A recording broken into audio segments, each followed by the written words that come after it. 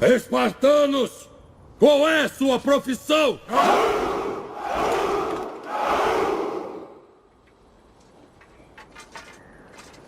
Percebe, amigo? Eu trouxe mais soldados do que você. À medida que Filipe II da Macedônia conquistava as cidades-estados gregas uma após a outra, Esparta foi deixada de lado. Filipe havia conseguido uma vitória esmagadora e Esparta estava relativamente fraca e sem muralhas. Filipe enviou uma mensagem aos espartanos dizendo: "Se eu invadir Lacônia, vocês serão destruídos. Nunca mais se levantarão." Os espartanos responderam com uma única palavra: "Se." Quando alguém perguntou por que eles traziam desgraça àqueles entre eles que perdiam seus escudos, mas não faziam o mesmo com aqueles que perdiam seus capacetes ou couraças, o rei espartano Demarato teria respondido: "Porque os últimos eles colocam para sua própria proteção, mas o escudo para o bem comum de toda a linha. Não sinta medo diante da multidão de homens, não corra em pânico, mas deixe cada homem levar seu escudo diretamente para os 4 lutadores, considerando sua própria vida como odiosa e mantendo os espíritos sombrios da morte tão queridos quanto o brilho do sol." Xerxes escreveu para ele: "É possível para você, não lutando contra Deus, mas alinhando-se ao meu lado, ser o único governante da Grécia." Mas ele escreveu em resposta: "Se você tivesse algum conhecimento das coisas nobres da vida, você se absteria de cobiçar as posses dos outros. Mas para mim, morrer pela Grécia é melhor do que ser o único governante sobre o povo da minha raça." Quando Xerxes escreveu novamente: "Entregue suas armas", ele escreveu em resposta: "Venha e pegue-as." Heródoto relata que pouco antes da batalha de Termópilas, um guerreiro espartano chamado Dieneques foi informado de que os arqueiros persas poderiam escurecer o sol com suas flechas. Ele respondeu: "Bom, então teremos nossa batalha à sombra." Era natural para as mulheres espartanas pensar e falar como Gorgo, a esposa de Leônidas, teria feito quando uma dama estrangeira, como parecia, disse-lhe que as mulheres de Lacedemon eram as únicas mulheres do mundo que podiam governar homens. Com boa razão, ela disse: "Pois somos as únicas mulheres que dão à luz homens." Um homem idoso vagando pelos Jogos Olímpicos à procura de um assento, foi vaiado pela multidão até chegar ao assento dos espartanos, onde então todo espartano mais jovem do que ele, e alguns que eram mais velhos, se levantaram e ofereceram a ele seus lugares. A multidão aplaudiu e o homem idoso virou-se para eles com um suspiro, dizendo: "Todos os gregos sabem o que é certo, mas apenas os espartanos fazem.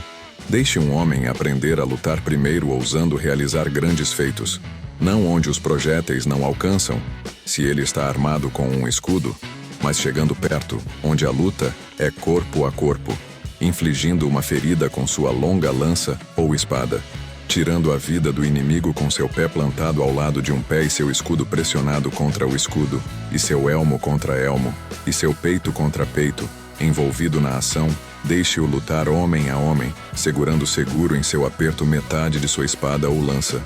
Levantem-se, guerreiros. Tomem seus lugares ao lado uns dos outros, nossos pés postos largos e enraizados como carvalhos no chão.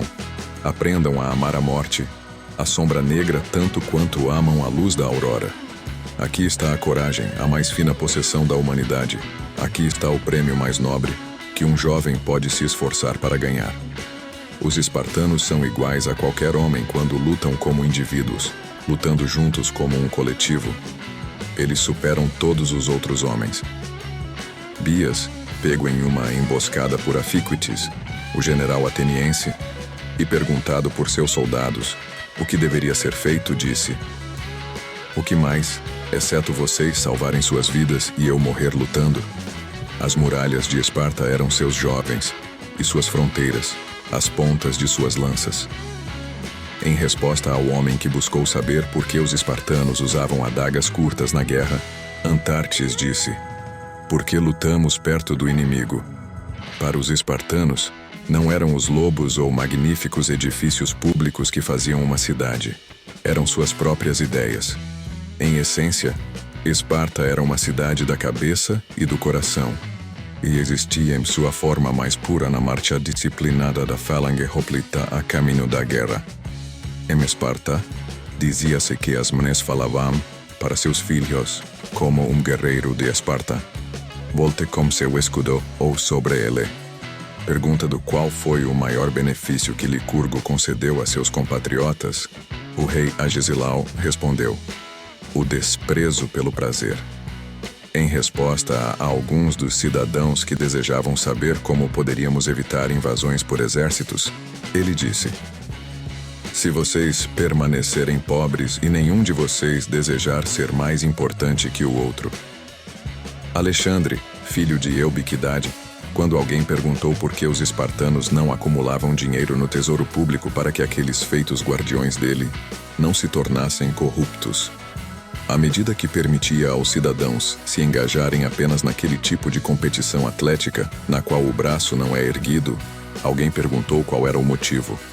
Ele respondeu: para que nenhum dos cidadãos adquira o hábito de desistir em meio a uma luta árdua.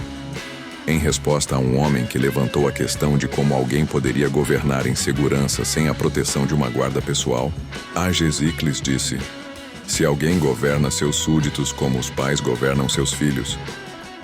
Quando seu irmão disse a Teleclides que os cidadãos não se comportavam com ele como faziam com o rei, embora fossem da mesma família, mas com muito menos consideração, ele disse: a razão é que você não sabe como se submeter à injustiça, e eu sei.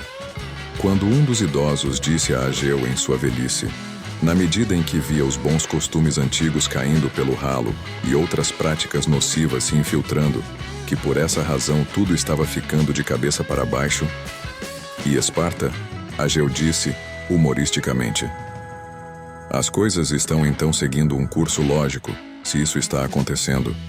Pois quando eu era menino, costumava ouvir de meu pai que tudo estava de cabeça para baixo entre eles. E meu pai disse que quando ele era menino, seu pai havia dito isso a ele. Portanto, ninguém deveria se surpreender se as condições mais tarde forem piores do que as anteriores, mas sim se perguntar se elas melhoram ou permanecem aproximadamente as mesmas.